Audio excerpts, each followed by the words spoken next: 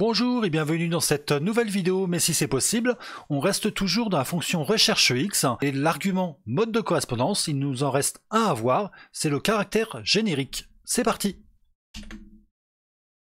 Alors qu'est-ce que le caractère générique? C'est un peu barbare comme nom, alors c'est l'équivalent d'une barre de recherche. Vous connaissez forcément le principe avec par exemple votre messagerie. Si vous recherchez un mail bien particulier, vous ne connaissez pas forcément tout l'objet du mail ou le contenu, vous tapez qu'une partie des mots-clés. On va utiliser le même principe sur Excel avec la fonction de recherche X.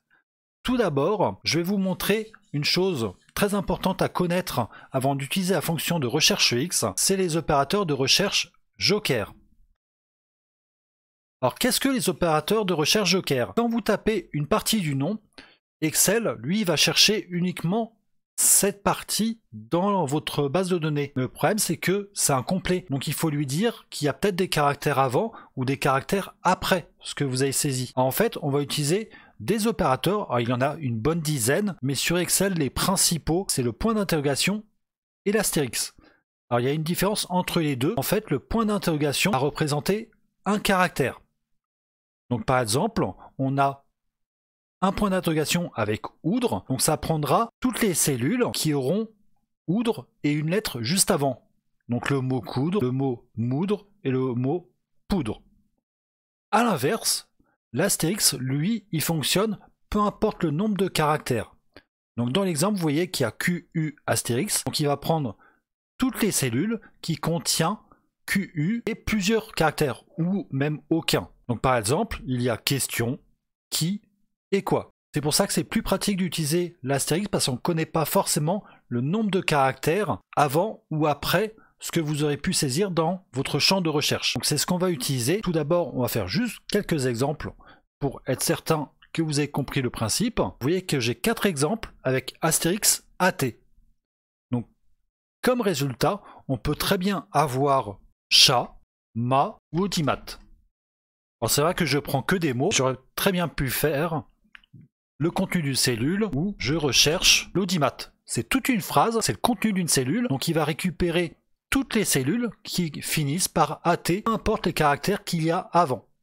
Donc ça marche principalement sur toute une expression, donc des mots, des phrases, c'est suivant les valeurs de vos cellules. Alors le point d'intégration AT, là c'est clair et net, il faut que la valeur de la cellule soit quelque chose qui finit par AT avec une première lettre. Comme résultat, ma. Mais ce qui ne marcherait pas, c'est je vois un ma. Parce qu'il n'y a pas un seul caractère avant AT. Il faut forcément qu'il n'y ait qu'un seul caractère. Alors, si vous voulez en avoir plusieurs, si je mets 2 points d'interrogation AT, là ça veut dire qu'il y a 2 lettres. Et là, chat marcherait du coup. Est-ce que vous voyez la nuance? Alors, à l'inverse, on peut très bien utiliser l'opérateur de recherche Joker avant, mais aussi après ce que vous aurez pu saisir dans un champ de recherche. En l'occurrence, là on va chercher AT et des caractères qu'il peut y avoir après. Donc, par exemple, on peut mettre attirer, attention, ou il peut y avoir une cellule où c'est écrit hop, attends, j'arrive. Vous voyez que ça commence par AT et plusieurs caractères, peu importe que ce soit en un seul mot ou plusieurs. A l'inverse, quand on utilise un point d'interrogation, c'est forcément une valeur de cellule en 4 caractères qui commence par mais et un caractère. Donc ça peut très bien être un vrai point d'interrogation, mais comme le mois de mai, point d'interrogation. Il peut y avoir main ou mais MIS. Donc voilà pour les exemples. Moi je vous recommande toujours d'utiliser les astérix. Je vais me replacer sur l'exemple que j'ai sur le fichier là. Vous voyez que j'ai une liste de produits. Cet exemple là vous le connaissez si vous suivez mes vidéos. Et j'ai la référence, une marque, l'IB du produit et prix unitaire.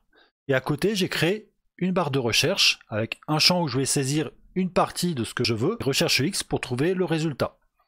Donc pour cet exemple là, on va essayer de trouver le nom d'un produit. Alors je peux très bien chercher, hop, je vais commencer par CHR, Et maintenant, je veux résultat. Donc je fais égal recherche X. Ma valeur cherchée, quelle est l'expression que je recherche? C'est la cellule F3. Où je peux trouver l'expression CHR, c'est dans la liste de tous mes produits. Le tableau renvoyé, qu'est-ce que je veux afficher dans ma barre de recherche? Tant qu'à faire, le nom complet de mon produit. Donc je resélectionne exactement la même chose. Ensuite, l'argument sinon trouvé. Alors je vais mettre par exemple aucun. Et il faut que je mette des doubles cotes et pas des cotes. Hop. Je passe à la suite et j'arrive au mode de correspondance.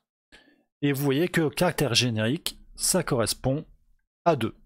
Je ferme ma parenthèse. Et il trouve aucun.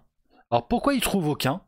Tout simplement que ma recherche, il recherche uniquement les cellules contenant uniquement CHR. Je ne lui ai pas indiqué encore les opérateurs de recherche. Alors je vais revenir sur ma formule. Et ce qu'il me faut, je vais mettre les opérateurs de recherche avant et après F3. Alors pour cela, comme c'est une référence de cellules, il faut que je sépare avec des esperluettes avant et après. Et maintenant, il faut que je mette mes opérateurs de recherche. Alors je ne vais pas taper directement l'astérisque, comme c'est du texte, il faut que je le mette entre guillemets. Donc guillemets, astérix, guillemets. Et pareil après, donc juste après les esperluettes, je refais guillemets, astérix, guillemets. Je fais entrer, et vous voyez qu'il trouve parmi toute la liste de mes produits un libellé qui contient CHR. Alors en l'occurrence, c'est CHR et plusieurs caractères après. On peut faire un autre exemple. Si je prends K12, je fais entrer. Donc il a trouvé dans ma liste de tous mes produits une valeur de cellule avec des caractères K12 et un caractère juste après, le 0. Donc ça permet de rechercher vraiment l'expression sur l'ensemble de la valeur de la cellule.